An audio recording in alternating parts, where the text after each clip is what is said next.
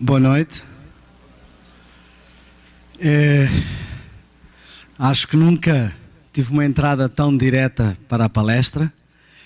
Eu saí do Tennessee, estava amanhecendo, cheguei aqui, estava anoitecendo. E pegámos vários engarrafamentos, também uma coisa, não sei se é tão normal aqui, mas creio que não. Pegámos 3 engarrafamentos, um deles de 40 minutos e outros 2 de 1h30. Então eu peço realmente desculpa de chegar em cima da hora, estou meio informal, mas penso que podemos pular os formalismos e passar ao nosso conteúdo. O meu nome é Daniel Spencer, acho que já estavam sabendo, não é?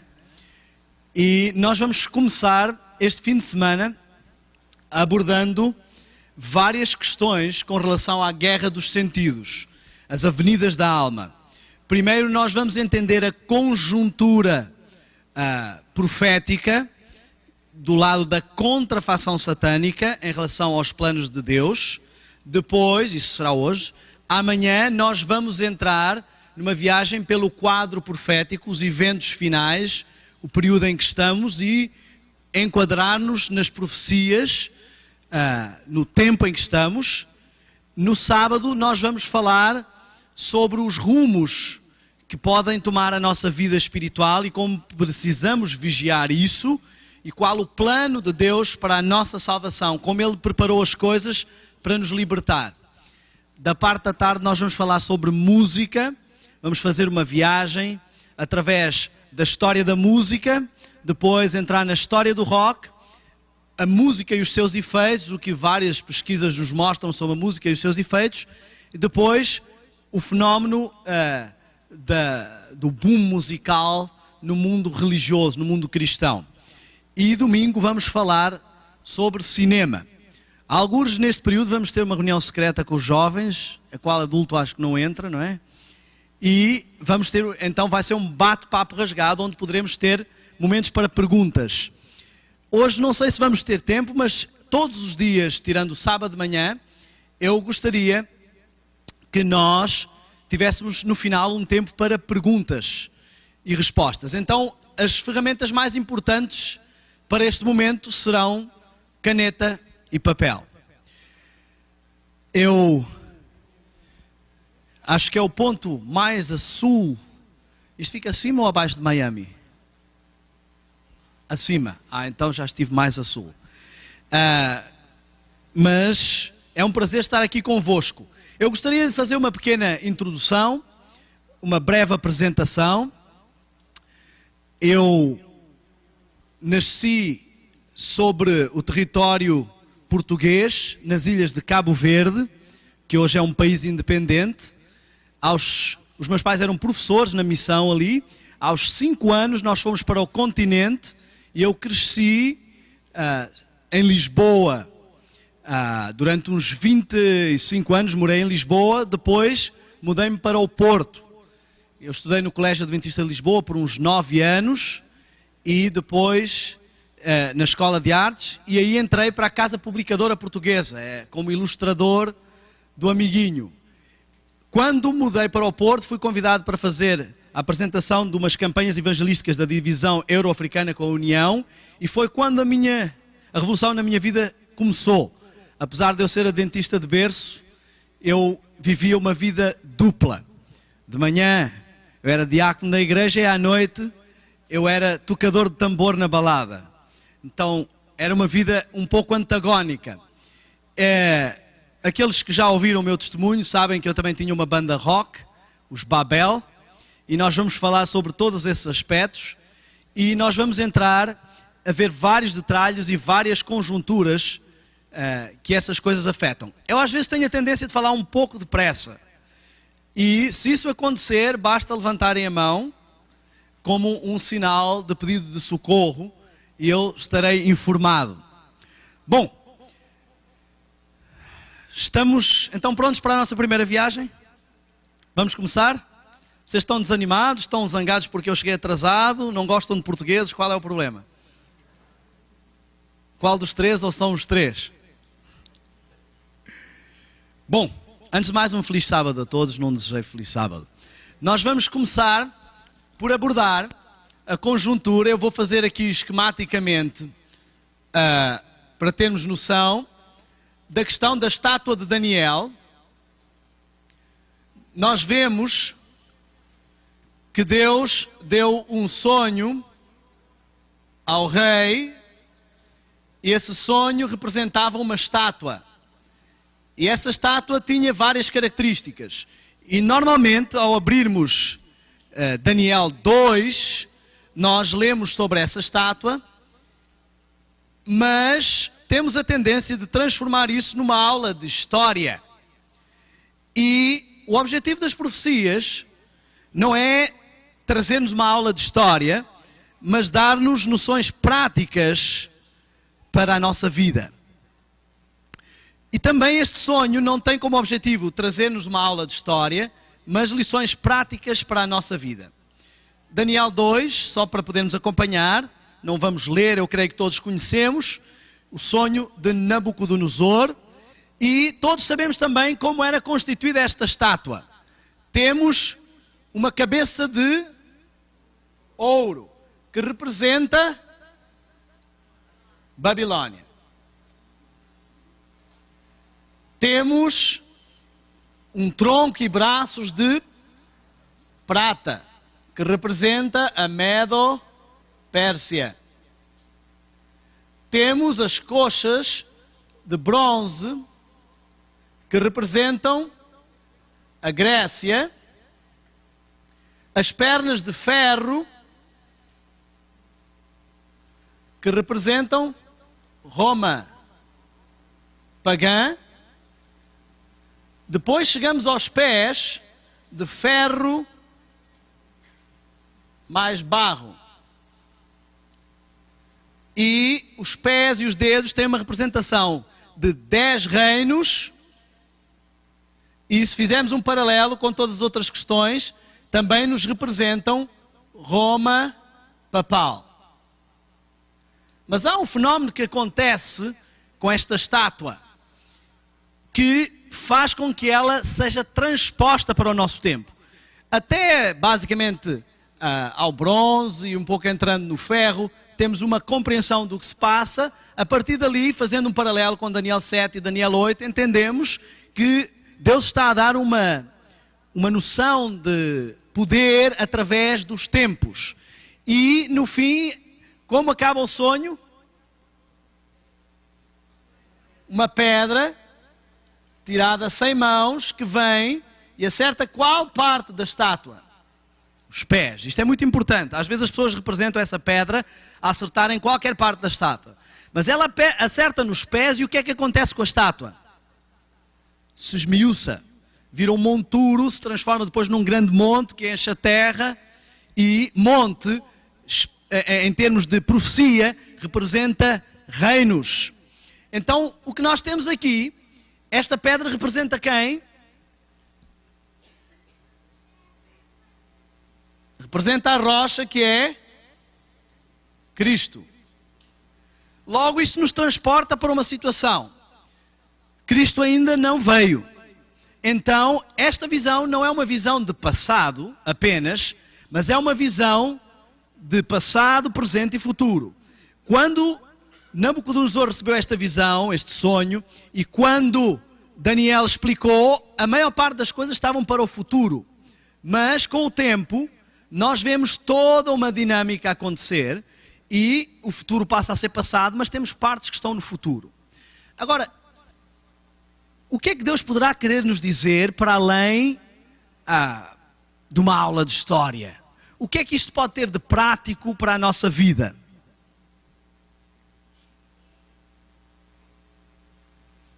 O que lhes parece? Só falta a pedra. Mas agora vamos analisar algumas coisas. Temos 10 dedos e podemos às vezes pensar que estes dedos representam algo que já passou. Mas o que representam estes 10 dedos da estátua?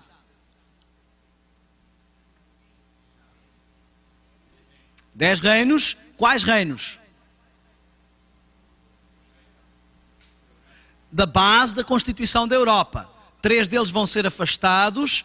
Hoje sabemos que esses 3 reinos tinham toda uma cultura religiosa muito semelhante à de Israel e vão ser estabelecidos, juntamente, dando força ao poder papal, estes reinos europeus.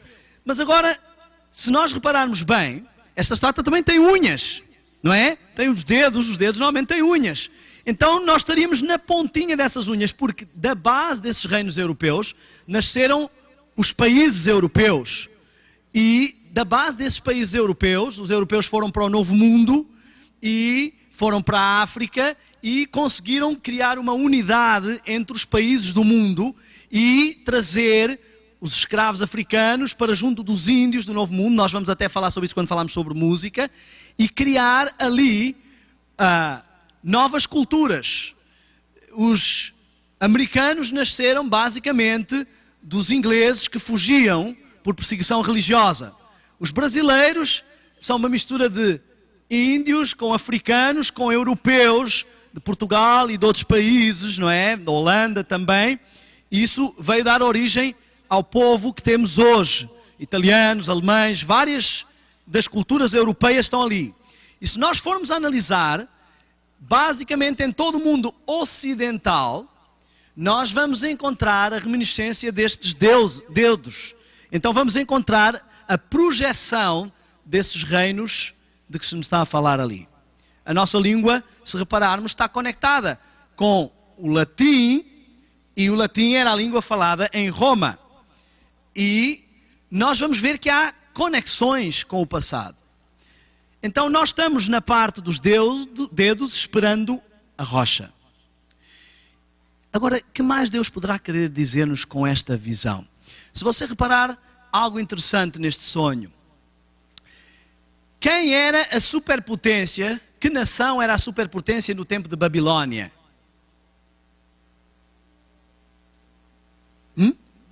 Sem medo. Babilônia. Que nação era a superpotência no tempo da Medo-Pérsia? Medo-Pérsia. Estas perguntas até um português responde. Vocês estão com medo. Que nação era a superpotência no tempo da Grécia? Está ficando cada vez mais difícil, não é? No tempo de Roma. No tempo dos 10 reinos. Primeiro os 10 reinos, depois o poder papal. Agora, se nós repararmos, Deus faz-nos um paralelo. Temos o povo de Deus em contraposição com o Egito, em contraposição com Babilônia. E vemos o povo de Deus exilado por algum tempo. Depois vemos, por exemplo, Paulo em debate com toda a filosofia grega. Vemos Jesus também que tem um conflito, um clash, digamos assim, com Roma. Ele acaba por ser assassinado sob o poder deste reino, deste império. Então nós vamos ver aqui uma coisa. Deus está a mostrar-nos as superpotências do momento ao longo da história, a nação mais poderosa ao longo da história, e ao mesmo tempo Ele está-nos a mostrar que essas nações não são amigas de Deus e estão, apesar de haver pessoas amigas e serem apoiados muitos dos filhos de Deus ali, mas elas estão propagando ao longo da história o paganismo. O que Deus quer nos dizer é o seguinte: cuidado, a superpotência do momento sempre é aquela que propaga o paganismo. Sempre é aquela que estabelece inimizade com Deus. E se eu perguntasse quem é a superpotência do momento, essa pergunta seria mais difícil ainda. Quem é a superpotência do momento? Estados Unidos. Nós não estamos aqui numa palestra política, mas nós temos que entender o que Deus nos quer dizer. Estamos na ponta dos dedos e à espera da rocha, e nesta fase temos uma superpotência. E Deus nos está a mostrar que ao longo da história a superpotência sempre propaga o paganismo e que sempre faz a sombra ao povo de Deus, faz barreira ao povo de Deus. Então temos que entender esta lição e transpô-la para o presente, para o momento em que aguardamos a rocha. E sabemos que profeticamente os Estados Unidos vão desempenhar um papel fundamental nas profecias para a propagação de vários valores. Agora, se nós fizermos um paralelo, nós vamos encontrar coisas interessantes. Existe um autor chamado Gary K. Ele escreveu um livro que se chama A Caminho da Ocupação Global. E sabem o que é que ele diz, o que ele fala nesse livro? Ele nos fala sobre nova era e sociedades secretas.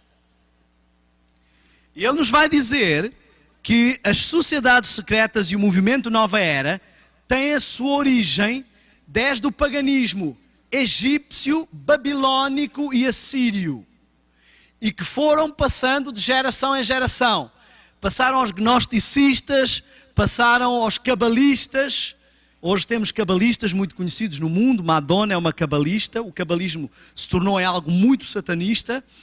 Passaram aos cavaleiros templários, algo que se fala também muito hoje, desde que foi lançado o tão famoso livro Código da Vinci, não é? Que tem alegações de que Jesus tinha um caso com Maria e que desse caso teria nascido um filho e que eles teriam fugido para o sul da Europa e que esse filho teria montado a ordem dos templários que tinha como objetivo reconstruir Jerusalém. Entramos em doutrinas sionistas e temos que entender que todas estas coisas são casos bem presentes. A maior parte do mundo evangélico hoje é sionista.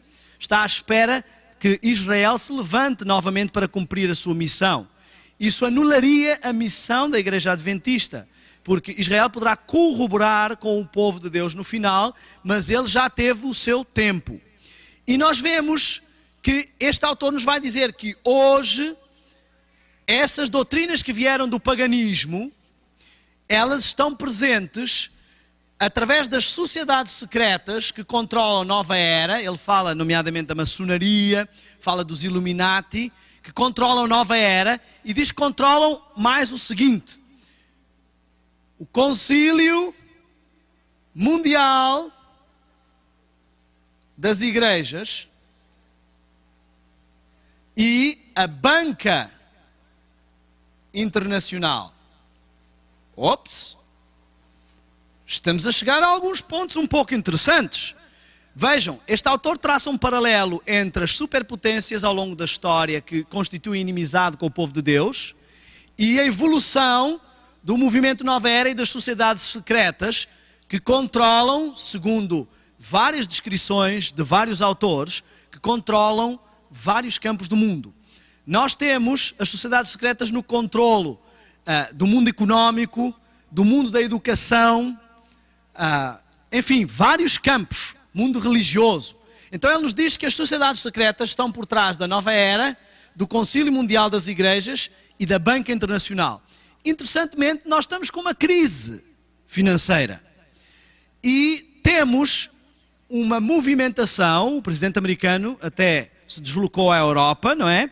Temos uma movimentação no sentido de um esforço conjunto de unidade da Banca Internacional para ajudar a ultrapassar a crise.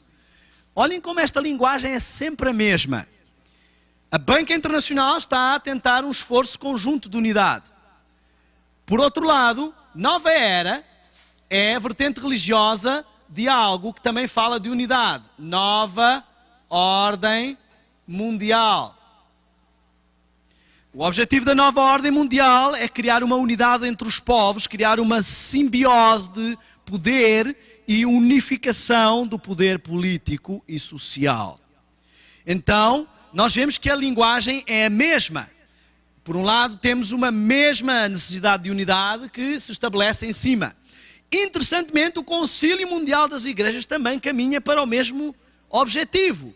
Uma unidade entre as religiões que anula as diferenças e que crie pontos em comum.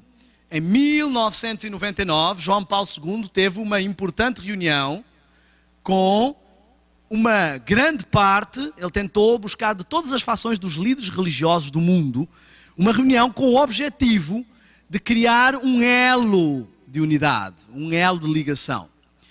Então temos a mesma coisa. E Nova Era, que é o paralelo de Nova Ordem Mundial, significa que terminou a era de Aquários e que terminou a era de peixes, que representa o cristianismo, e que vamos entrar na era de aquários, que representará algo em contraposição ao cristianismo. Os livros apontam, teria várias citações, eu estou condensando várias palestras, os livros apontam para o caso de que por trás da fundação das sociedades secretas encontraríamos os jesuítas. E por trás de muitas das movimentações encontraríamos jesuítas. Essas declarações nos mostram que muitas sociedades secretas, como a maçonaria, foram criadas com o objetivo de controlar a Revolução Protestante da Reforma e continuaram por aí adiante. Hoje encontramos muito material sobre maçonaria. E a maior parte das pessoas encara estas coisas com a teoria da conspiração. Falam do 11 de setembro com a teoria da conspiração. Mas eu não queria que nós encarássemos com a teoria da conspiração e com reações loucas. Nós não precisamos ter reações loucas, precisamos ter reações firmes, mas elas têm que ser bem sustentadas. Então eu gostaria que nós fizéssemos uma viagem para entender o que poderá estar por trás desta estrutura, deste paganismo, e como o paganismo se poderá estar a projetar em alguns conceitos que atingem tudo o que nós consumimos e que podem atingir a superpotência do momento, e que ela poderá estar a propagar esse paganismo. Vamos falar um pouco sobre os Estados Unidos. Se eu perguntar...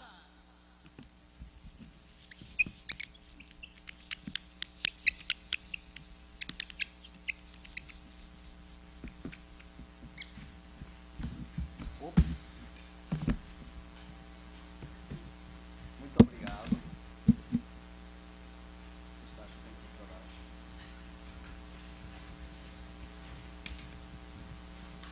Ficou muito baixo? Ok, muito obrigado. Agradeço. Se eu perguntar, apague só esta parte, deixo eu e este bloco todo. Obrigado. Em que aspectos se destacam os Estados Unidos hoje?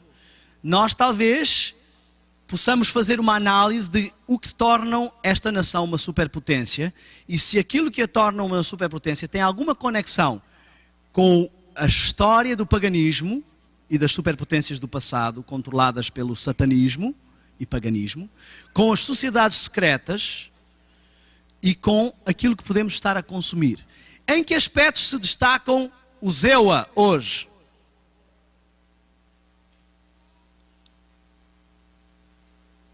Estão entendendo o que eu estou dizendo? Porque eu vejo todo mundo parado, estão cansados, não é? Quais são os aspectos que fazem em que os Estados Unidos se destacam como uma superpotência? Armamento. Armamento. Política. Mais. Económica. Mais. Tecnologia. Mais. Há mais? Segurança. Epa, isso aí você entrou num campo um pouco mais crítico hoje em dia. Mas eu vou conectar isso com o armamento, porque tem a ver com o exército e tudo mais. Conhecimento. Pomos isso ao nível da tecnologia. Mais. Vamos, coisas mais específicas. Estão indo muito filosóficos. Isso é filosofia, mas eu quero coisas específicas. Em que é que... Entretenimento. Muito bem. Mais. Consumismo. Ou seja, indústrias, não é? Consumismo, indústrias. Em especial, acho que poderíamos também destacar, por exemplo, a indústria da alimentação. Esporte, muito bem. Ok. Temos várias coisas. De onde vão buscar as filosofias que estão presentes nestas atividades em que se destacam? Por exemplo, de onde vai buscar, vai absorver o seu conceito de armamento, de exército, o seu conceito bélico? Qual é o centro de segurança dos Estados Unidos, centro de inteligência militar? Pentágono. Então nós vamos encontrar o pentágono. De onde veio o conceito de armamento que hoje temos na Europa e no mundo ocidental, Novo Mundo e Estados Unidos? Vem da Grécia. Na Grécia tínhamos as cidades-estado e, por exemplo, tínhamos Esparta, onde os jovens espartanos eram criados para serem guerreiros. Quando nasciam, eram levados ao rio sagrado, eram mergulhados no rio e quem não sobrevivesse não servia para ser um espartano. Estes jovens eram treinados intensamente e quando chegavam à adolescência, eles eram soltos em bandos e tinham que se virar. Roubar, matar, tudo isso podia fazer parte do cardápio. O que importava é que eles sobrevivessem sozinhos. Também eram treinados com esportes. Os esportes eram utilizados como uma forma de desenvolver um espírito aguerrido. Toda a terminologia do esporte está conectada com isso. Tem a ver com ataque, tem a ver com contra-ataque, defesa, vitória. São todos os mesmos conceitos que estão conectados com o lado bélico, o lado militar. Porque estes jogos eram utilizados para os jovens se treinarem na destreza física e para se treinarem em espírito de equipa e rivalidade com o adversário.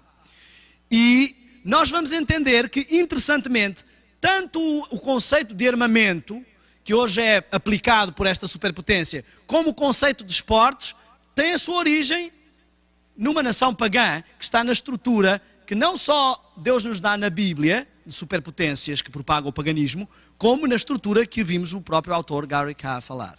Agora repara o seguinte, interessantemente nós vamos encontrar símbolos.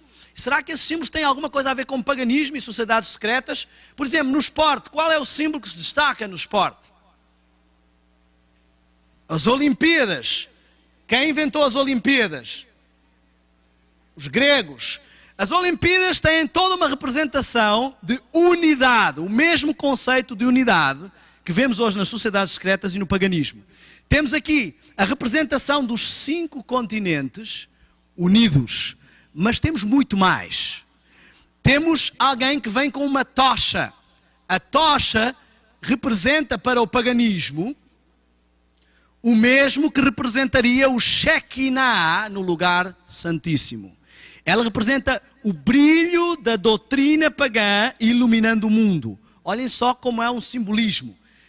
Esta doutrina passa de pessoa em pessoa, sem nunca se apagar. Pessoas de várias nações, atravessa continentes e vai finalmente chegar a um lugar onde está a pira e ao ser colocada ali a doutrina, a luz pagã no mundo, ela vai iluminar o mundo. Este é o objetivo da nova era. Fazer com que o paganismo passe de geração em geração e que agora, ao chegar a uma nova ordem mundial, essa luz das doutrinas pagãs ilumine o mundo. Interessantemente, esta tocha encontramos em alguns outros aspectos que destacam esta nação. Onde é que vemos uma tocha? Estátua da Liberdade. A Estátua da Liberdade, eu vou desenhar uma aqui bem simbólicazinha, ela tem várias simbologias que seria interessante analisar. Ela está num pedestal. O pedestal, ela é uma mulher. A mulher tem uma representação espiritual para nós. E a mulher que representa a liberdade tem todo o seu conceito no Renascimento. O Renascimento vai beber todas as suas filosofias do mundo grego, dos filósofos antigos. E o ateísmo vai ganhar força, o iluminismo vai ganhar força. E os maçons franceses ofereceram aos maçons americanos esta Estátua da Liberdade. Quando na Revolução Francesa se rejeitaram os valores da religião, foi colocada uma prostituta de seios à mostra, que foi levada pela cidade e foi colocada no pedestal onde tiraram a santa e disseram: esta é a nossa deusa, e ela se chama liberdade. Liberdade de crer no que você quiser e não estar subjugado. Foram feitas as declarações dos direitos humanos. E, interessantemente, apesar de estarem a rejeitar a religião, as declarações dos direitos humanos foram feitas em tábuas iguais às dos 10 mandamentos.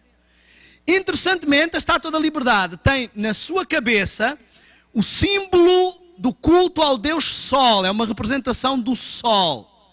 Na sua mão, ela tem empunhado o símbolo da luz do paganismo e a base dessa tocha é um manejo de varas, chamado, na antiga Roma, de fasciai. É de onde vem a expressão fascismo. Quando o imperador assumia o poder, ele elevava um manejo de varas, um fasciai. Agora eu pergunto, não é um pouco estranho falar em liberdade, quando com base em direitos criados pelo homem que substituíram a lei de Deus, uma estátua que pensa como Deus Sol, empunha o fascismo com a luz do paganismo? Complicado, não é? Só que temos muito mais simbolismos aqui. Vamos voltar ao poder bélico. O pentágono, de onde vem esta figura? Que simbolismo, que conexão ela tem com todas estas coisas das sociedades secretas e do paganismo? Bom, muito simples. O pentágono é o coração do pentagrama invertido. O pentagrama invertido é o maior símbolo do satanismo e bebeu as suas fontes no conteúdo pagão.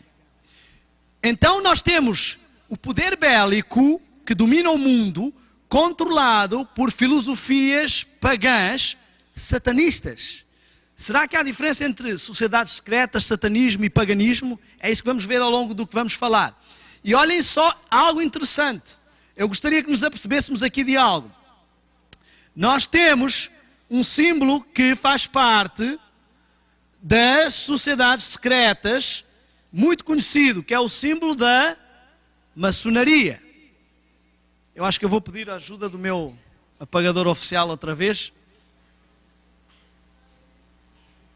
Pode apagar toda esta parte, deixe só as coisas em que se destacam os Estados Unidos, por favor.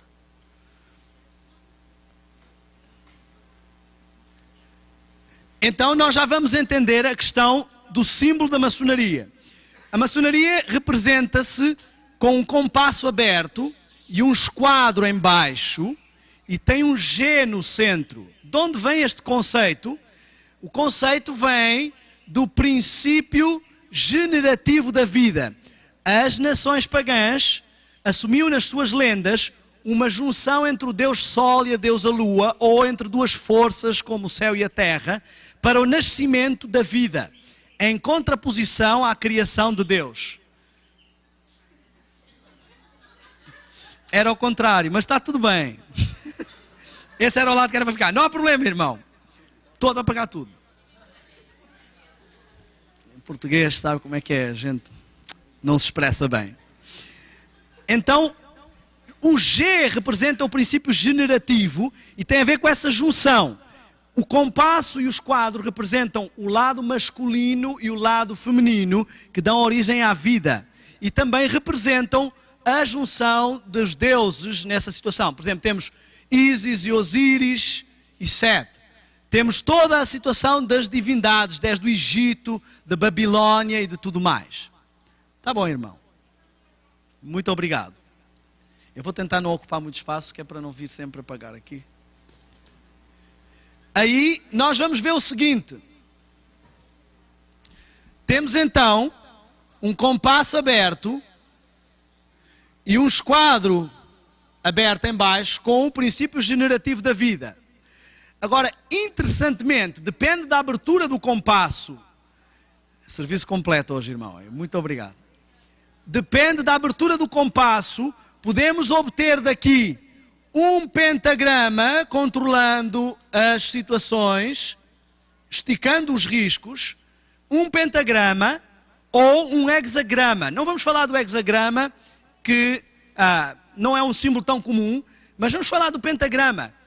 Esta colocação de macho e fêmea, com a estrela para cima representa o lado masculino, feminino, com a estrela para baixo representa o lado masculino. E tem tudo a ver com esta doutrina do princípio generativo da vida. Mas, se você for ver, como nos está a dizer ali, nós vemos que grande parte das indústrias, os Estados Unidos se destacam pelas suas indústrias, grande parte das indústrias são controladas pelas sociedades secretas. Foi o que vimos ali com Gary K., a Banca Internacional e muito do que são das indústrias. Se nós formos a ver, grande parte das indústrias escolheram para a sua simbologia coisas que têm a ver com a sua crença. Estes homens que estão por trás destas indústrias escolheram na fundação das suas empresas, na sua logotipia, símbolos destas suas crenças. Por exemplo, se você pegar no símbolo da Citroën, nós temos 2 compassos abertos. Se você pegar no símbolo da Volkswagen, teremos 3 compassos abertos invertidos, lado masculino e lado feminino. Se você pegar em vários símbolos, por exemplo, se você pegar no símbolo da Renault, você vai descobrir que tem 2 compassos abertos, 2 esquadros abertos. Um para cima e outro para baixo. E eu poderia ir aqui e mostrar várias conexões. Não é nosso objetivo que as pessoas fiquem pensando, a Renault é maçónica, Citroën... Não. Eu quero que nós vejamos o lado espiritual. Eu quero que entendamos que estas pessoas estão pondo nas suas empresas as simbologias em que elas acreditam. E eu poderia ir aqui de indústria em indústria. Eu poderia ver outro dos grandes símbolos da maçonaria, que é o M. Em todas as línguas do mundo, maçonaria se escreve com M. Interessantemente, nós vamos encontrar também o M em várias indústrias. Algumas pessoas vão tentar convencê-la que isto é uma batata frita dobrada, não é? Mas eu já tentei fazer isso com batata frita, não dá.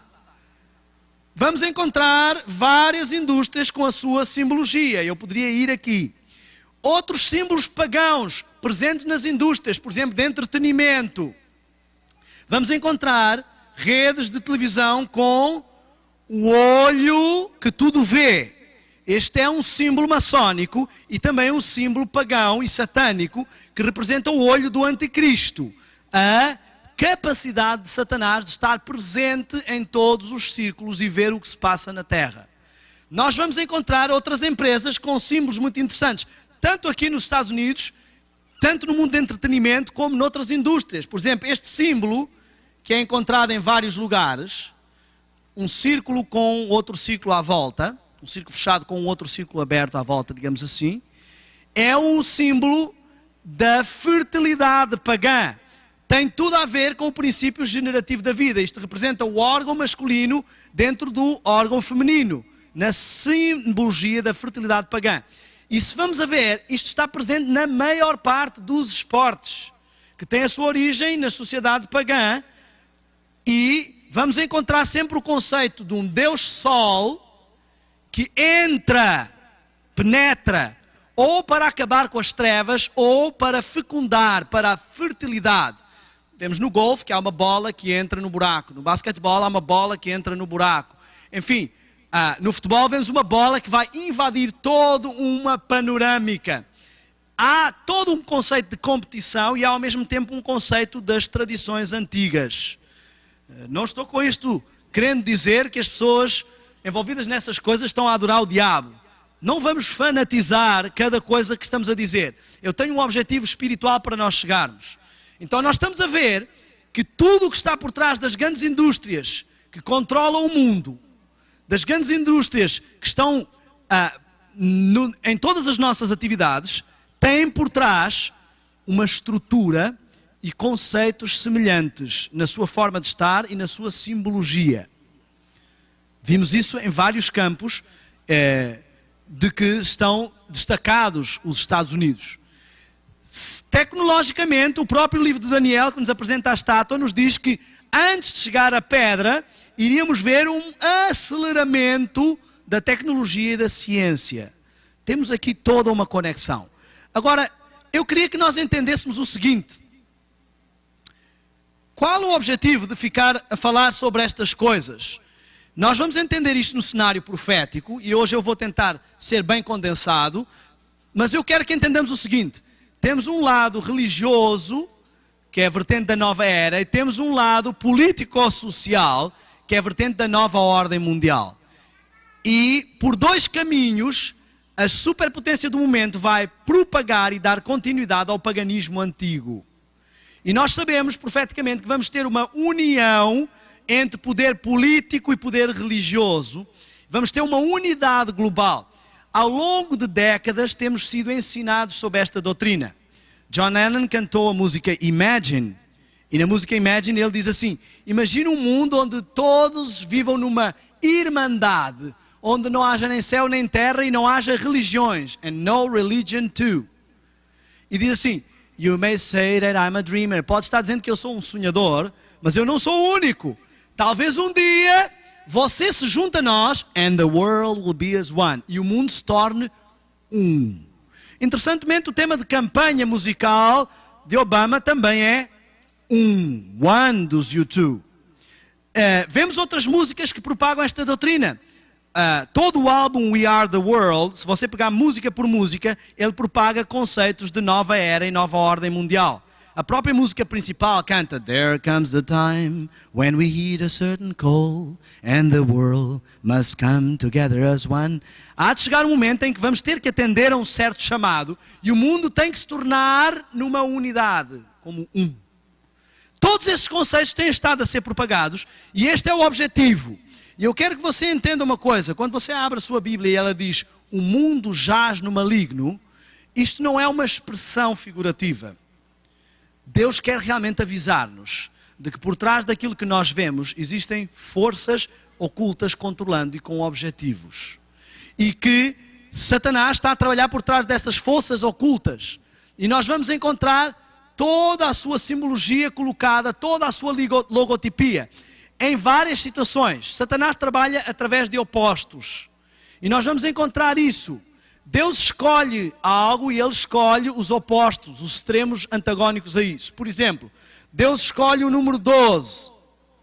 Satanás escolhe o número 11 e o número 13 para representar o satanismo.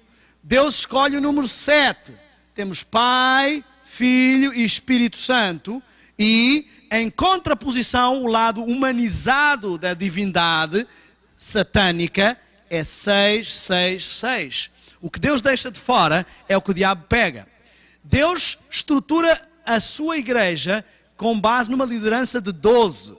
Temos uma liderança da antiga aliança com 12 tribos, 12 filhos de Israel, e da nova aliança com 12 discípulos. É a organização do poder de Deus na terra com os homens. O diabo estrutura o seu poder a partir do caos. E é isto que eu queria que você entendesse agora. Deus respeita a sua liberdade de escolha, o diabo não. Ele quer forçar o sistema dele. Deus quer organizar o povo, os seres humanos, como seu povo na terra, com uma liderança organizada. O diabo quer criar o caos para daí conseguir estabelecer o que ele deseja.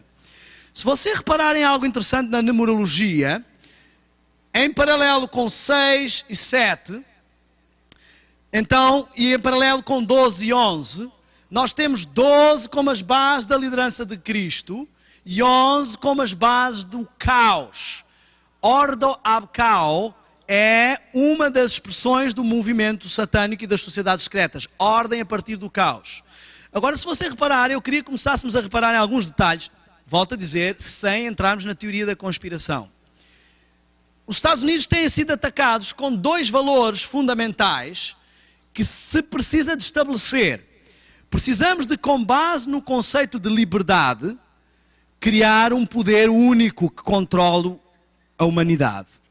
Esse é o objetivo da nova ordem mundial.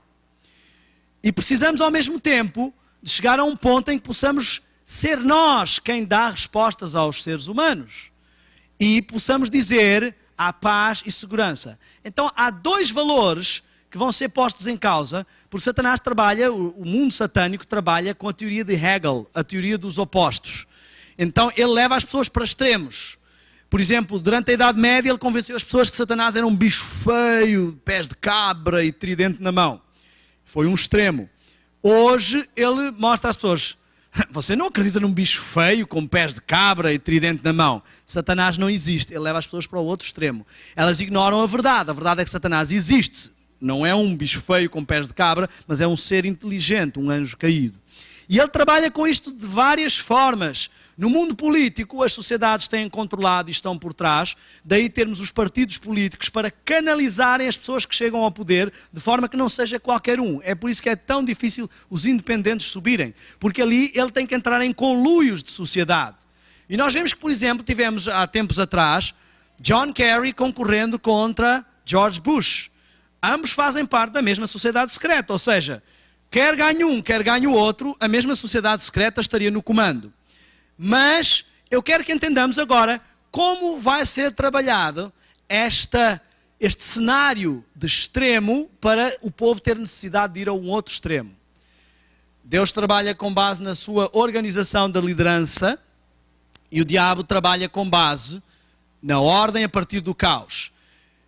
Houve um evento que causou um certo caos há pouco tempo, há algum tempo aqui nos Estados Unidos. Qual foi a data? 9/11. 6, virado ao contrário, temos um 9. 12, governo com base na ordem da liderança de Deus. 11, governo a partir do caos. 6 é incompleto, imperfeito. 9, completo. A mensagem que temos no 11 de setembro é caos completo. Algo que não foi escolhido à toa, não é à toa que são escolhidas duas torres que fazem um 11, que é escolhida a data 11 de setembro e que essa data faz parte da base do pentagrama. A órbita da Terra com a órbita de Vênus em relação ao Sol tem 5 pontos de alinhamento. Vênus é a estrela da manhã. É a primeira estrela, é um planeta, mas assim se diz vulgarmente, que aparece no céu. Satanás quer ser a estrela da manhã. Por isso é que ele escolheu o alinhamento da Terra com Vênus, porque ele quer dominar a Terra, em relação ao Sol, porque ele quer apagar o Sol da justiça. Ele escolheu Vênus como a sua representação do paganismo. Quando a Terra se alinha com Vênus nas suas órbitas em relação ao Sol, forma 5 pontos principais de alinhamento. Esses 5 pontos são o que deram origem ao pentagrama, símbolo satanista. E o que nós temos aqui, por isso é que nós vemos em algumas empresas da indústria cinematográfica um símbolo de meia-lua. Este símbolo de meia-lua representa o ventre materno, o princípio generativo da vida. O que Satanás quer é acabar com a vida que Deus dá, com o caminho do Deus Criador. Então isto representa, por isso é que em algumas das simbologias vemos uma criancinha no meio desta meia-lua. Esta meia-lua representa o ventre materno, a origem da vida. Ela é colocada também no culto ao Deus Sol, e isso se transpôs até para o cristianismo. Temos a lua e o sol que se encaixa na lua e dá a origem à vida, segundo as teorias pagãs. E se vocês virem, mesmo algumas igrejas cristãs adotam esta simbologia de colocar um disco sobre uma base semelhante à de uma meia-lua. Também a meia-lua está presente no exército do Islão e no mundo islâmico, porque é a alternativa ao sol da justiça, ao filho da promessa. E tem todos os conceitos pagãos ali anexados. O que nós estamos a ver, meu amigo, é assim, eu nunca gostei de teorias da conspiração, mas começa a ficar um pouco complicado não achar de que há alguma coisa por trás, porque é demasiada, vamos admitir, é demasiada coincidência. Primeiro, nós atacamos com caos completo a segurança. Agora, os americanos estão preparados para trocarem liberdade por segurança. Eles estão em pânico. Eu já não vinha aos Estados Unidos, acho que há uns 4 ou 5 anos. E lembro quando saí, estava toda uma movimentação e uma campanha com comerciais na TV dizendo: dê-nos um pouco da sua liberdade e vamos dar-lhe mais segurança. Mas eu lembro-me também que era um pouco mais fácil entrar e sair nos aeroportos. Hoje em dia está complicado. E você já reparou como o americano preza a sua individualidade? Ele não gosta de estar muito em contacto, de ser invadido na sua privacidade, mas ele está disposto a entrar num aeroporto, descalçar os sapatos, ficar quase pelado, tirar todas as coisas da bolsa, mostrar para todo mundo o que ele está trazendo, só por causa de segurança. Será que isso causou alguma revolução na sociedade? E agora falamos em crise. E as pessoas estão em pânico. E eu pergunto, de onde vem essa crise? Nós vimos aqui quem controla a banca internacional. Quem está por trás de estratégias políticas e financeiras. E olhem qual é a linguagem que está-se a passar ao povo. Se você tem dívidas, se está com problemas de crédito, não é? Nós vamos fazer um refinanciamento. Espera lá, deixa-me perguntar uma coisa. Quem não tem dinheiro pode emprestar dinheiro? Se a crise está tão má assim, como é que há gente cheia de dinheiro para te emprestar? Se estamos num momento de crise tão grande, você pode até ter multi-empresas, mas elas também estão em crise. Você acabou de despedir 10 mil funcionários, é o que vemos todos os dias nas notícias. Espera lá, se você acabou de despedir 10 mil funcionários, por que é que a sua outra empresa financeira está emprestando dinheiro? Por que você não aplica esse dinheiro para manter os funcionários, já que você está tão interessado no bem-estar do povo? Porque você está aumentando um problema. Se os homens que controlam o dinheiro falam de crise, o povo entra em desespero. Vai precisar de financiamentos, refinanciar o cartão de crédito, pedir empréstimo para poder cobrir as suas dívidas. A quem é que ele vai pedir esses empréstimos? Aos mesmos homens que já controlam o dinheiro. Então, se ele estava devendo 30 mil, agora ele vai dever 35 mil, 40 mil. Porque ele vai pagar não só o dinheiro que pede emprestado, como os juros. Então, em tempo de crise, se você ler o livro, por exemplo, Pai Rico, Pai Pobre, você vai ver que ele fala como a classe rica, em tempo de crise, é quando ela faz as suas grandes fortunas. Alguém está comprando as casas que estão com crédito mal parado, e em vez de comprá-las por 700 mil, está comprando por 300 mil. Alguém está fazendo espólio, e grandes fortunas nasceram em tempo de crise. E alguém está querendo convencer o mundo para sair da crise, tem que se endividar mais.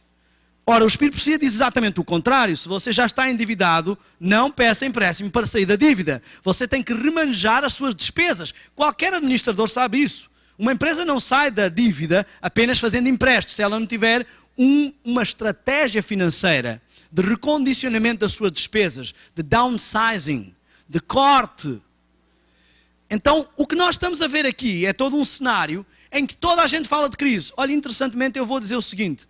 Quando o Banco Central Americano declarou oficialmente que reconhecia a crise, no dia seguinte eu viajei, cheguei ao terminal de Campinas e havia um montão de revistas na banca e eu diria que 95% delas falaram sobre crise. Interessantemente, o anúncio tinha sido feito na véspera, mas todas essas revistas tinham estudos profundos e analíticos sobre crise. Não é muita coincidência. Como é que os Estados Unidos não estavam a assumir uma crise, mas você já tem um artigo todo preparado com investigações profundas e todas as revistas lançam ao mesmo tempo e todos os noticiários só falam de crise? Pois bem, deixe-me dizer-lhe, para o povo de Deus, há uma crise mais preocupante que esta. E é uma crise que virá. Eu queria mostrar claramente como às vezes nós não aplicamos todos estes conceitos em noções religiosas. Muitas pessoas entram em pânico. Crise financeira, é hora de cascar fora dos Estados Unidos. E revoluções em massa. Ei, essa não é a crise que nos afeta. Esta não é a crise que nos afeta. A crise que nos afeta é uma crise espiritual. Ela tem vertentes financeiras. Ela vai nos levar a um ponto de não poder comprar nem vender, porque alguém em poderes ocultos controla a banca internacional e vai fazer legislação com base na defesa da segurança que vai castrar as suas saídas. E as pessoas veem o cenário e às vezes não se apercebem. Temos exatamente a estratégia das sociedades secretas, da teoria da contraposição de Hegel. Ok? Tivemos 2 mandatos de um presidente que ninguém gostou, que tomou decisões não populares e todo mundo já não aguentava mais. E só esperava, agora desesperadamente, ir para o outro lado. Este homem agora sai da cena política e surge o salvador da pátria. E ele vai trazer todas as soluções. Não há um país, não há uma pessoa neste mundo, quase ninguém, poderíamos dizer, são minorias, que não simpatize com o presidente americano. E algumas pessoas analisam o discurso e tentam encaixar e dizer, estão vendo, este homem é tão bom, ele não vai trazer decreto dominical. Olha o que é que ele disse, Ele disse numa igreja: não podemos decidir os destinos da nação com base em consciência religiosa. Ele disse: se você saísse agora da igreja e visse Abraão no cimo do telhado, matando o seu filho, você iria chamar as forças de segurança, esse homem iria perder a custódia do filho.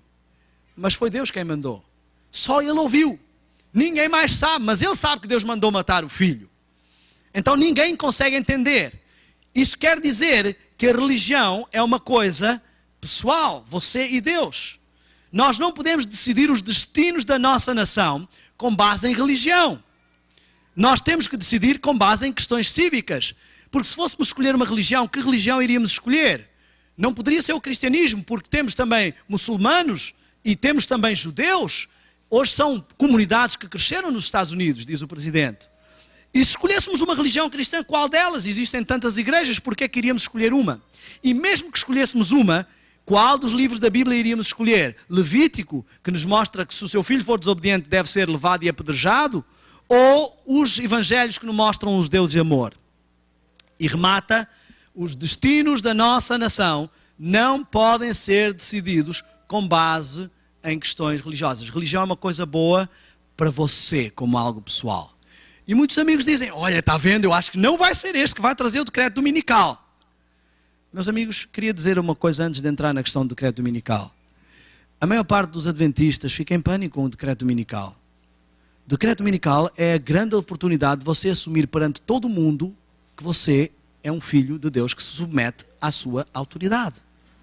É uma oportunidade gigantesca de dizer ao mundo inteiro que existe uma lei e que você se submete a essa lei de Deus. Então, muitos de nós está olhando para o decreto dominical como o termómetro. E isso é um grande erro. Muitas pessoas me perguntam: irmão, você acha que o decreto dominical está quase a sair?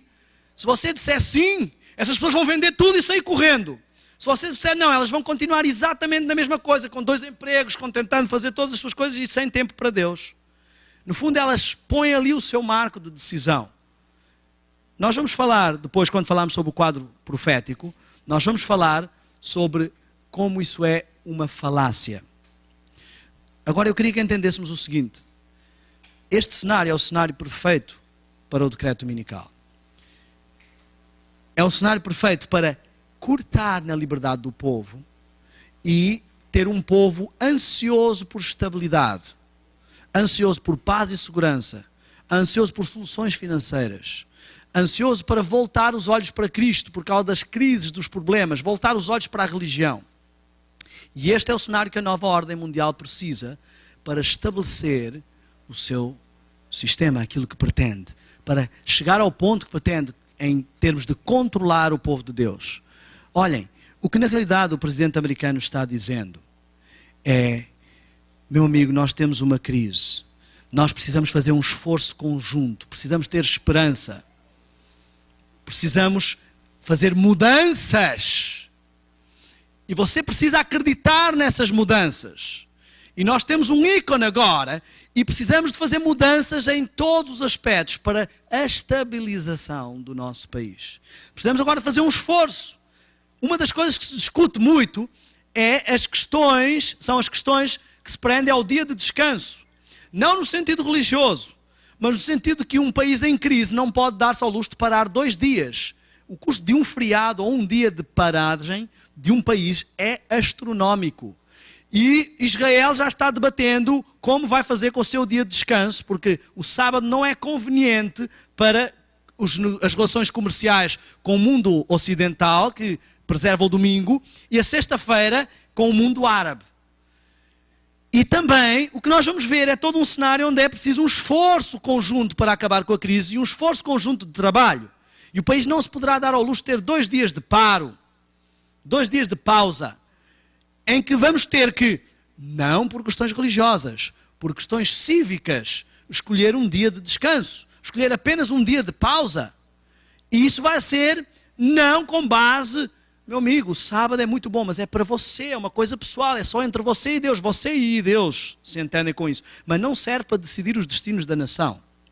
Precisamos fazer um referendo, perguntar ao que a maioria acha de qual um dia. E para isso o governo anterior preparou o cenário. Condoleezza Rice disse que vamos fazer mudanças na nossa Constituição. E George Bush propôs o ato patriótico. E essas mudanças vão definir leis para proteger o nosso país do terrorismo e do fundamentalismo. E vamos considerar o seguinte: qualquer país, pessoa ou instituição que se levante contra os interesses dos Estados Unidos deve ser considerado um fundamentalista religioso e pode sofrer pena de morte. Ups! Se for feito um referendo, não com bases religiosas, porque religião e sábado é uma coisa pessoal para você, mas com base em esforços políticos, cívicos, e for escolhido um dia civicamente, e você decidir que, por questões pessoais, não vai abdicar de coisas pessoais em prol do bem da nação, você é um fundamentalista e você pode estar sujeito à pena de morte porque está atacando a Constituição, a democracia, a base da liberdade sobre os direitos humanos. Canadá é um lugar onde a igreja não pode mais falar sobre o homossexualismo porque isso é considerado ataque aos direitos humanos. E em breve, muito daquilo que nós possamos fazer como religião será considerado ataque aos direitos humanos. As Nações Unidas estão preparando um pacote escolar de educação, porque a linguagem que hoje se ouve é: para sair da crise e evitar que isto volte a acontecer, só há um caminho: educar o povo. A Unesco está preparando um pacote onde vai sugerir o seguinte: vamos voltar ao modelo grego. As crianças não serão mais educadas pelos pais e a escolaridade obrigatória vai ficar cada vez mais cedo. O governo vai cuidar da educação dos seus filhos para preparar os cidadãos informados de amanhã, que não vão cair em situações de crise. Então a idade escolar obrigatória vai descer e essas crianças vão ter que ter latitude. E como não podemos trabalhar com base na religião, esse material que a Unesco está a preparar indica que essas crianças vão ter que aprender todas as religiões, todos os credos, todas as rezas. Não é à toa que recentemente a lei no Brasil baixou o início da escolaridade obrigatória. O meu cunhado estava no Luxemburgo e passou de 6 anos para 4 anos o início da escolaridade obrigatória. Ou seja, aos 4 anos você já tem que largar o seu filho na mão do governo para ser educado do jeito que o governo pensa. Este é o modelo de educação grego. Não estão nos pais, não são mais os pais que vão tentar condicionar essa criança para o que elas creem, mas vai ser uma mentalidade comum. Onde é que eu quero chegar com isto? Que eu quero que nós entendamos duas coisas. Primeiro, o cenário político-social. Segundo, o cenário religioso. Como eu disse, em 1999, segundo as visões do Padre Gobi e de João Bosco, Padre Gobi recebe interlocuções, segundo ele diz, reconhecido pelo Papa João Paulo II, da Virgem Maria. E ele anunciou que nesse ano, com base nas visões de João Bosco, que nesse ano o Papa daria o grande passo para a unidade das religiões, antes da virada do século. Nesta reunião, João Paulo II convidou todas as pessoas de todas as religiões. Agora, coisas interessantes aconteceram ali. João Paulo II convidou muçulmanos e árabes. Pegou no Corão e beijou este livro. Um livro que lá dentro diz que Jesus Cristo não é Deus, não é o Filho de Deus e não morreu para salvar a humanidade. Que é apenas um profeta. Também convidou os judeus que dizem que Jesus não é o Messias. Convidou até xamãs índios que evocam os espíritos. E nessa reunião, esse concílio de 1999, antes do João Paulo II ir-se embora e antes de entrar o novo sistema papal, que vem com mudanças, missa em latim e uma série de outras coisas, voltando às declarações de poder. Não estamos aqui atacando religiões, atenção, eu quero que entendamos a conjuntura de crise que vai atacar todo o cristianismo. Nessa reunião foram decididas duas coisas. Ponto número 1, que João Paulo II, ou o Papa, a figura do Papa, seria eleito como representante mundial das religiões. E a BBC declarou o seguinte: ele é o único capaz de fazer isso, porque ele consegue dialogar com judeus e muçulmanos. Ele abriu o caminho para uma nova ordem mundial religiosa. Isto é o que disse a BBC. E a segunda medida tomada nesse concílio é que se iria acabar com o fundamentalismo religioso, mas não o árabe, o cristão. Ou seja, Do lado político, nós vemos um esforço em chamar de fundamentalismo tudo o que tem a ver com as suas crenças pessoais, que atacam os interesses financeiros e de unidade comum, com um pensamento comum.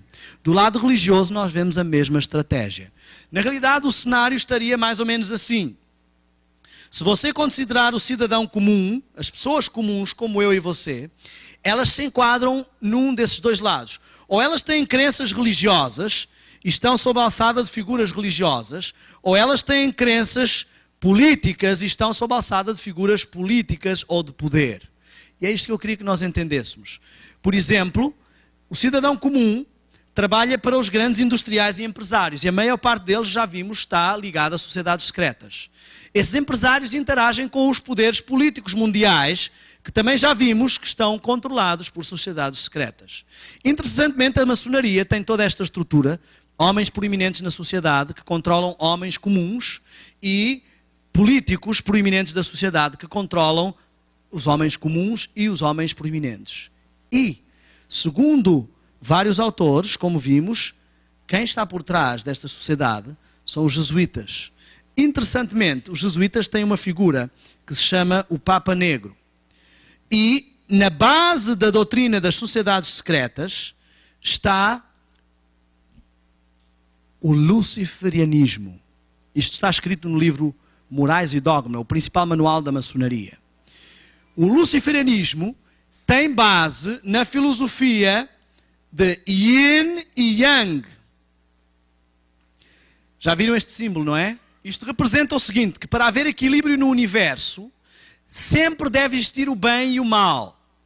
Que o mal não é totalmente mau, tem uma ponta de luz, e que o bem não é totalmente bom, tem uma ponta de trevas. Que Deus não é totalmente bom, ele tem um lado negativo, e que o diabo não é totalmente mau, ele tem um lado positivo. Só que no satanismo luciferianista, tudo é invertido. Quando eles dizem Deus, eles estão se referindo aos demónios. Quando eles dizem o inimigo, a força das trevas, eles estão se referindo a Deus. Então o que nós temos aqui, na base das sociedades secretas, é a doutrina luciferiana, que está em contraposição com o lado religioso, com a doutrina satânica, com a igreja de Satanás. E o que nós temos aqui é o general jesuíta que controla, segundo declaração de Jean-Baptiste Janssen, um dos generais jesuítas por volta de 1949, se não estou em erro, ele declarou que os jesuítas controlam a maior parte das sociedades secretas, incluindo o exército do Islão, o fruto do Islão, incluindo o B'nai B'rith, que é a maçonaria judaica, incluindo o Ku Klux Klan, que é uma ordem racista. Ele declarou todas estas coisas. Se você escrever na sua internet voto jesuíta, você vai descobrir porque é que muitas vezes a própria Igreja Católica tentou exterminar esta ordem. Porque o voto deles não reconhece diferenças, não reconhece senão os objetivos do general, que tem consciência de estar praticando o luciferianismo. A maior parte dos maçons que você vai conhecer são pessoas com boas intenções e filantrópicos. Não vá para lá chamá-los de satanistas. São pessoas com intenções positivas, mas elas não sabem o que está realmente no topo da esfera. Este homem, ele tem consciência que ele lida diretamente com a força das trevas. Agora, eu queria mostrar algo interessante, só para a vossa reflexão. Volto a dizer, não estou querendo atacar ninguém. No cidadão religioso encontramos o seguinte. Por exemplo, a maior força cristã religiosa no mundo, o catolicismo, temos o cidadão comum, ele se confessa aos padres. Os padres se confessam aos bispos. Os bispos se confessam aos arcebispos, os arcebispos aos cardeais e os cardeais ao Papa. Seria suposto o Papa confessar-se a Deus. Mas segundo o cânon, ele deve confessar-se ao general jesuíta. Significa que, pelo lado político, este homem, chamado de Papa Negro, e hoje é um espanhol, antes era um holandês, foi eleito recentemente um novo Papa Negro, não ganha todo o fuzuê, porque ele é o lado oculto, o lado escondido. E o Papa de branco seria o lado visível. Então, este homem controla o lado político-social e ao mesmo tempo controla o lado religioso. Mas você poderá dizer assim, ei, mas isso são os católicos e as outras religiões? Daí que seja importante fazer um concílio com as outras religiões e fazer com que elas reconheçam este líder como líder das religiões mundiais, porque ele está reconhecendo o general. Então, este general reconhece o seu supremo oculto e controlam o mundo no lado político e no lado religioso. Meu amigo, quero dizer o seguinte, eu não tenho nenhum prazer em apresentar esta palestra. Na realidade, no dia em que essa palestra chegou às minhas mãos, muito deste material chegou às minhas mãos, eu estava pregando numa igreja sobre música, foi quando nasceram as minhas palestras, e um irmão me perguntou se eu já tinha analisado alguma coisa sobre os jesuítas.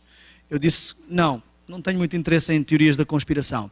E ele me disse assim, eu acho que você devia dar uma olhada. Nesse dia eu cheguei a casa e tinha um amigo que me escreveu em toda a minha vida 3 e-mails. Nesse dia eu tinha um e-mail do meu amigo e adivinha qual era o assunto? Jesuítas. Eu achei aquilo muito estranho, mas não deu 2 dias. E o meu cunhado aqui dos Estados Unidos e o meu outro cunhado lá da Europa, os dois mandaram-me um CD cada um. Adivinhe qual o assunto? Jesuítas e Sociedade Secreta. Eu comecei a pensar, isto não é coincidência. Analisei o assunto, fiquei em estado de choque e disse para mim mesmo, eu não sou doido de sair por aí pregando isso. Já tenho muito problema com as pregações que faço, não vou pegar em outros assuntos mais polémicos ainda. Pus aquilo no meu computador e saí no sábado de manhã para pregar numa outra igreja. Numa igreja de Belo Horizonte, fui pregar e quando eu terminei a pregação, uma irmã pediu a palavra. Ela veio à frente, em lágrimas, e disse que tinha sonhado comigo essa semana. Eu já pensei, pronto, ok, eu não gosto dessas coisas de sonhos, e eu costumo dizer, as pessoas às vezes comem muito à noite e ficam sonhando coisas. Não que eu não acredite, mas muitas pessoas às vezes querem pegar em qualquer sonho e fazer dele um sonho profético. Mas quando essa irmã começou a contar o sonho, eu entendi a história. Essa irmã começou-me a dizer assim, irmão, foi assim, estava alguém vestido de branco, pregando no púlpito, e quando essa pessoa terminou de falar, estava um homem com roupas de prisioneiro, lá ao fundo sentado, e esse homem pediu a palavra. Toda a igreja olhou para a figura de branco, e essa figura fez o consentimento. Esse homem começou a avançar, vestido com as suas roupas de prisioneiro, e quando chegou ao púlpito e deu o passo, a roupa dele mudou, e ele ficou com esse terno que você tem aí. E esse homem era você. E eu sei que era você porque, enquanto você fazia o louvor, estavam 4 pessoas cantando atrás de você. E foi assim exatamente no meu sonho. Havia 4 anjos atrás dessa pessoa. E você fez exatamente como no meu sonho. Há uma parte que você disse assim, irmãos, o dia da nossa decisão não é um futuro quando sai um decreto dominical. O dia da nossa decisão é hoje. E você escreveu a data no quadro. Isso aconteceu exatamente no meu sonho. E eu entendi o sonho dela. A verdade é que toda a minha vida eu fui um membro de igreja, mas nunca conheci profundamente com uma experiência pessoal a verdade. Eu era um prisioneiro. Mas o testemunho da testemunha verdadeira que me chamou para uma missão, me fez dar um passo e nos últimos anos da minha vida eu passei de prisioneiro a pregador, a levar a mensagem da testemunha verdadeira. Então, este era o significado do sonho e eu entendi claramente. Só que ela me disse uma coisa no final. Ela disse assim, irmão, Deus o enviou a esta igreja para pregar a mensagem. Não guarde nada do que tem nesse computador e diga tudo o que tem para dizer à igreja, porque isso é a vontade de Deus. As minhas pernas tremeram porque eu tinha a palestra sobre sociedades secretas e maçonaria no meu computador. E eu entendi a mensagem. Foi a primeira vez que eu preguei sobre maçonaria e eu quero dizer que não tenho interesse nenhum. Existem na nossa igreja mais maçons do que você possa pensar. Existem infiltrados em todas as religiões do mundo, mais jesuítas do que você possa pensar. E tal como eu falo sobre este assunto, eu sei que é um assunto que vai criar vários problemas. E o meu objetivo não é ficarmos aqui atacando as religiões, atacando as sociedades secretas, é que entendamos uma coisa. Que entendamos que existe uma estrutura organizada por trás, que quer conduzir o mundo a um ponto. E que por trás dessa estrutura secreta escondida, que controla as indústrias, que controla aquilo que vemos, aquilo que ouvimos, aquilo que comemos, existe um poder. E eu quero que você entenda uma coisa, meu irmão. Satanás trabalhou por 6.000 anos para chegar a este momento. Não. Ele não andou 6.000 anos tentando pessoas. Isso foi um hobby. O que Satanás esteve fazendo por 6.000 anos foi para preparar a sua estratégia ao longo de gerações para chegar a este momento em que ele quer dar o golpe final em Cristo. O momento onde ele finalmente vai sentir que controla o mundo. O mundo que ele roubou das mãos de Satanás, ele quer agora sentir que está sob o seu poder. Ele quer criar uma unidade no campo político, uma unidade no campo religioso, uma unidade em tudo o que nós fazemos. Ele quer encaixotar a mentalidade dos seres humanos. Ele trabalhou 6.000 anos por isto. Mas há uma areia no sapato dele. Um pequeno remanescente. Um grupo que quer atrapalhar os seus planos. Você acha que ele odeia? Se você estivesse trabalhando 6.000 anos por um objetivo e um pequeno grupo fosse uma pedra no seu sapato, o que você sentiria acerca desse grupo? Eu quero que você entenda, muitas pessoas estão preocupadas com o sinal da besta. Como Satanás vai trazer e obrigar o decreto dominical. Meu amigo, decreto dominical significa imposição de uma autoridade. Deus tem uma autoridade. Ele declarou os seus 10 mandamentos que representam a sua autoridade, refletem o seu caráter.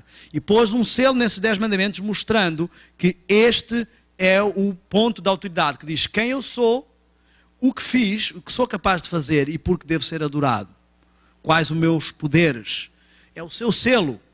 O que vai estar em questão no decreto dominical não é sábado e domingo apenas.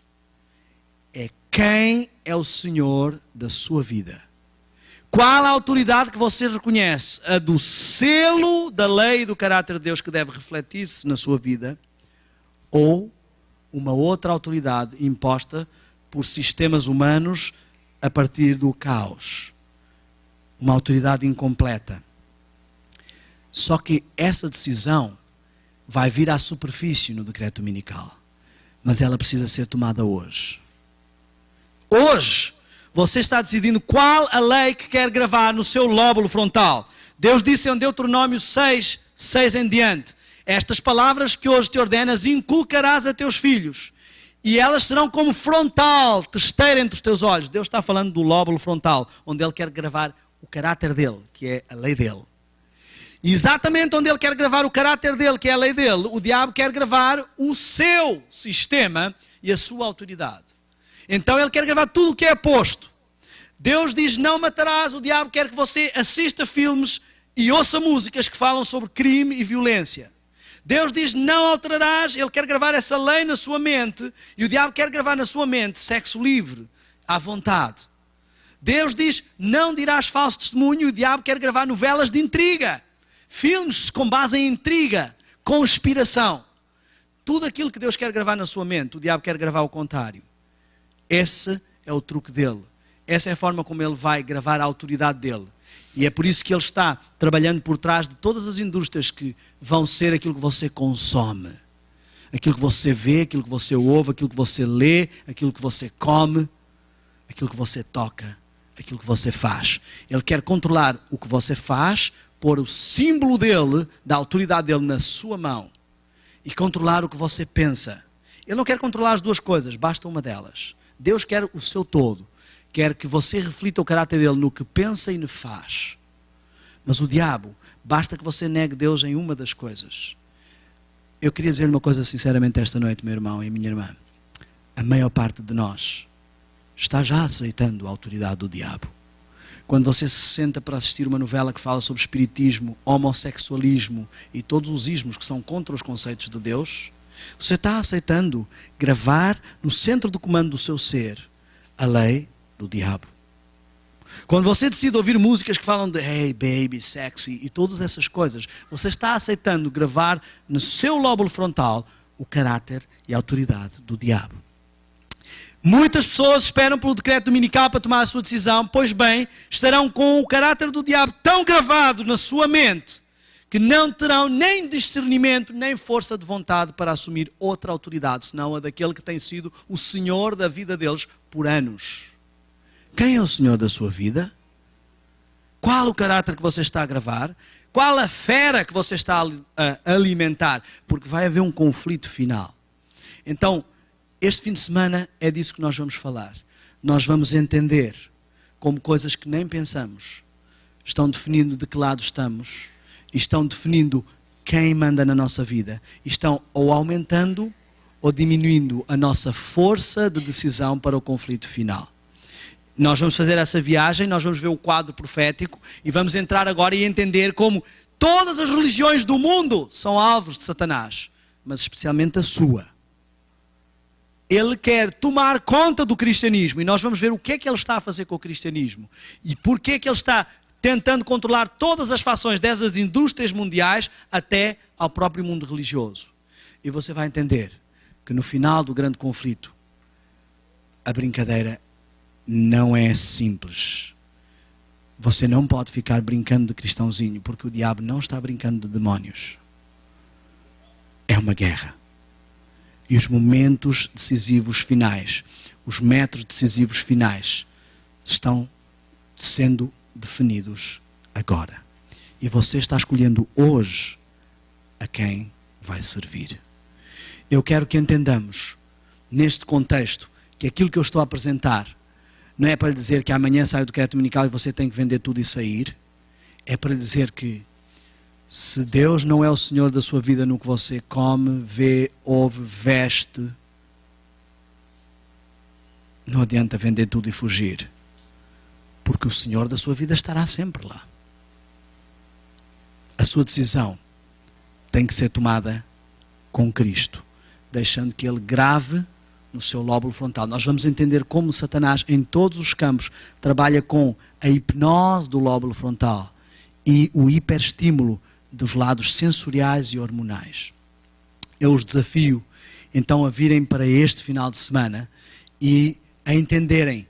Hoje entendemos o cenário que está por trás, como se controlam e como a conjuntura está madura para estabelecer os objetivos satânicos, os objetivos ocultos, que vão castrar a liberdade do povo de Deus. Se você reparar, se você abrir a sua Bíblia, nós não vamos ler agora, mas se você abrir a sua Bíblia no livro do Apocalipse, você vai ver que se fala de uma besta que se levanta, e de outra besta que vai refletir a luz dessa besta, que vai refletir toda a conjuntura do paganismo ao longo dos tempos, todas as estruturas que Satanás quer colocar na sua mente. E nesta viagem que vamos fazer este fim de semana, nós vamos ver como em coisas que nós nem imaginamos há perda ou ganho de força espiritual. Eu gostaria que terminássemos esta noite preparando-nos para este fim de semana. Gostaria que cada um de nós começasse a refletir. Eu gostaria que você se esforçasse para neste fim de semana não deixar obstruir as avenidas da sua alma. Gostaria de apelar, você é livre de fazer o que quiser, mas gostaria de apelar que este fim de semana você não comesse em excesso, que mantivesse a sua mente ativa, que tentasse, pelo menos neste fim de semana, filtrar o que vai consumir de música, o que vai assistir de vídeos e filmes, e que tentasse preparar-se para que Deus possa falar ao seu coração e, acima de tudo, à sua mente, ao centro de comando do seu ser.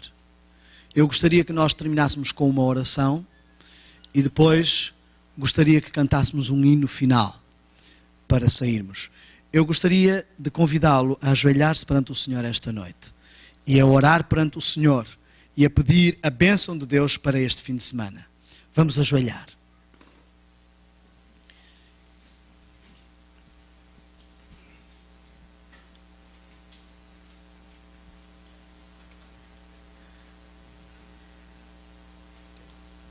Senhor nosso Deus e Pai, Pai Santo e Poderoso, Criador dos céus e da terra, Tu controlas todo o universo e nós não queremos reconhecer nenhum outro poder, nenhuma outra autoridade, senão a Tua. Mas não queremos dizer isto da boca para fora, Senhor. Queremos que Tu sejas a autoridade na nossa vida, aquele que manda e nós obedecemos sem questionar, sem dúvidas. Queremos ser obedientes naquilo que Tu nos recomendas para vestir. Queremos ser obedientes naquilo que Tu nos recomendas para comer. Queremos ser obedientes naquilo que Tu nos recomendas para ouvir, para assistir e para fazer. Porque só submetendo a nossa vida à tua autoridade, poderemos reconhecer-Te como o Senhor da nossa vida e tomar uma decisão por Ti, quando for necessário um voto público, uma assumição pública perante o universo e perante este mundo. Esta noite, quero pedir que tu prepares cada pessoa para que ela entenda que isto não é uma brincadeira. Existe um conflito que se tem arrastado por milénios e que ao chegarmos ao final, todas as estratégias de 6.000 anos estão sobre os ombros da última geração. Todos os objetivos de Satanás de consumação das suas ânsias de poder estão sendo colocadas em prática. E que nós vamos ter que encarar esse embate. E que só há uma solução. Cristo Jesus. Abençoa a vida de cada um aqui e prepara-nos para enfrentar aquilo que tu nos queres mostrar com receptividade à voz do teu Santo Espírito. Em nome de Jesus. Amém.